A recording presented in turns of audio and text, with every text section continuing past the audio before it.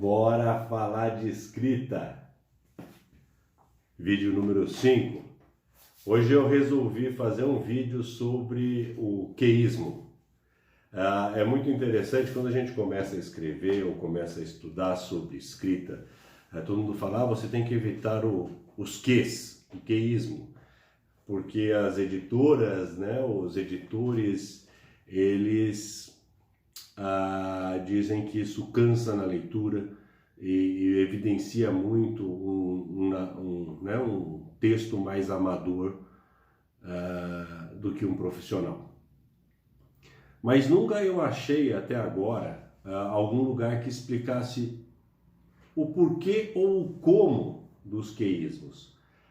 Então eu fui juntando algumas coisas, talvez no futuro apareçam outras, mas eu tenho vários exemplos que eu gostaria de expor aqui que podem ajudar quem está escrevendo a melhorar o seu queísmo, reduzir a quantidade de quês nas histórias. Tem algumas construções básicas que ajudam a melhorar ou a reduzir a quantidade de quês num texto. Vamos lá, o primeiro exemplo que eu anotei aqui. O primeiro, ele é muito interessante porque quando a gente escreve, a gente acaba escrevendo como se estivesse falando, porque quando a gente escreve, a gente até põe entonação no nosso cérebro, Então aqui, o que é que você quer? Perceba o seguinte, a gente coloca uma ênfase muito grande no é quando a gente fala isso. O que é que você quer? Mas quem lê, lê. O que é que você quer?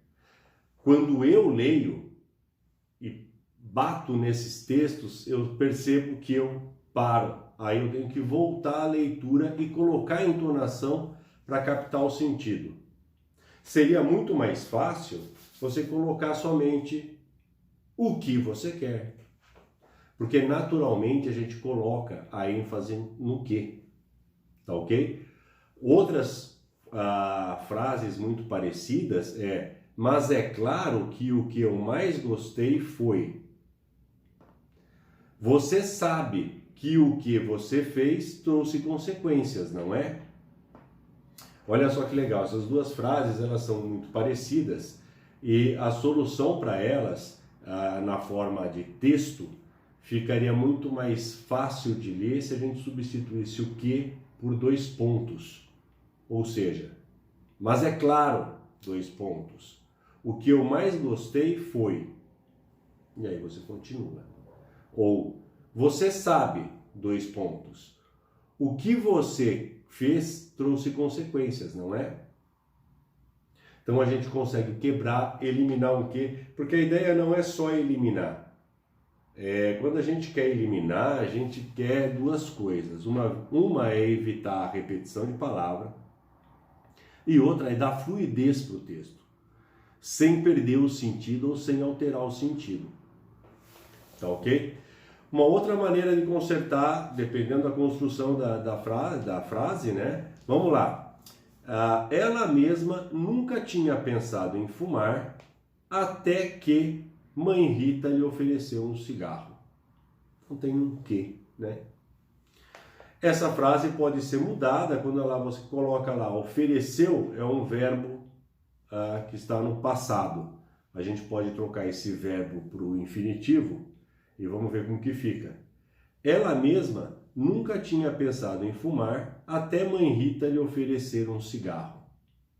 O que sumiu, o verbo saiu do passado para o infinitivo e a frase não perdeu o sentido. Esse é o ponto mais importante, ela não perdeu e não alterou o sentido. E ela tem a mesma fluidez, se não mais fluidez, Outro exemplo interessante. As duas velas não durariam mais do que 24 horas. Então temos um do que aqui, Sem mudar o estilo, sem alterar o significado, pode-se escrever: as duas velas não durariam mais de 24 horas. Parece simples, a gente tem que pesquisar nos nossos textos, na releitura, e buscar essas melhorias. Mas a gente tem que tomar cuidado, que eu separei aqui um último exemplo. Não, tem outro mais importante ainda. Um exemplo aqui que é muito interessante, que muda o sentido da leitura, ou o que você dá a entender. Então vamos lá, a personagem está calcando a caneta e fazendo um retângulo num papel, tá? Colocou a caneta com força, calcou a caneta com força diversas vezes sobre as linhas. O papel sulcou. Passou e passou a caneta até que a ponta furou o papel. Olha que interessante. Passou e passou a caneta até que a ponta furou o papel. Vamos tentar tirar esse quê? Da mesma maneira com aquela brincadeira anterior ali do que Mãe Rita ofereceu ou até Mãe Rita oferecer. Olha só. Passou e passou a caneta até a ponta furar o papel.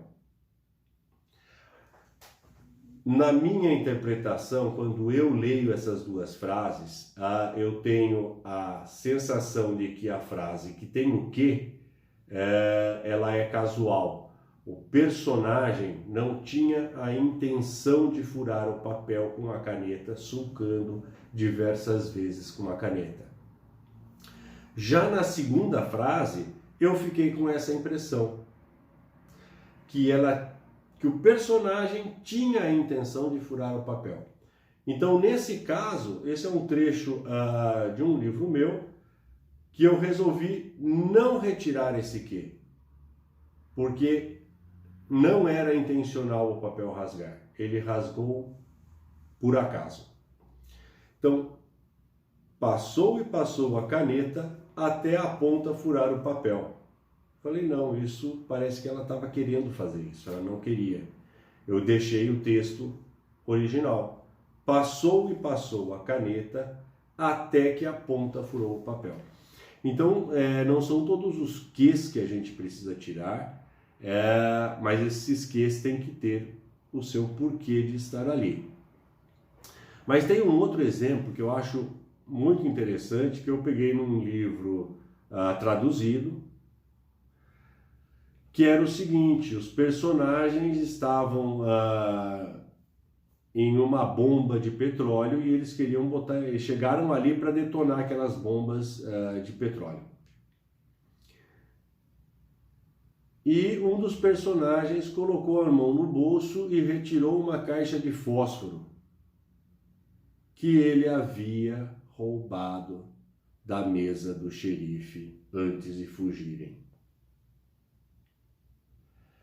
Eu parei nesse ponto da leitura e foi aí que eu percebi o seguinte: às vezes a gente usa o quê para explicar coisas que não deveriam ser necessariamente explicadas, ou não dessa forma.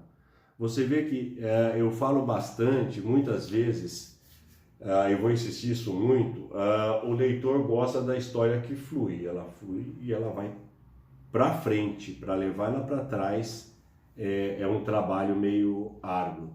E nesse caso, que o personagem roubou a caixa de fósforo da mesa do xerife antes de fugirem, manda você de volta para a cena que eles estavam no escritório do xerife.